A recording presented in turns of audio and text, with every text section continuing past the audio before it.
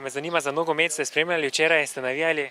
Ja, vse enkrat nekaj dobrega. Kaj se same tekme tiče, je bila slaba kot taka. Drugače pa imeli smo sreče več kot pameti in to je to. Kak je bilo, ste navijali, ste bili zadovoljni z izidom? Živčno. Preveč. Živčno. Je bilo. Ja. Ja, sem gledal tekmo, samo mislim, da lahko damo več od sebe pri samih tekmi. Igra, kak si bil zadovoljen? Igra, lahko je bilo boljše. Kaj misliš, imamo kakšne šanse za uvrstitev naprej?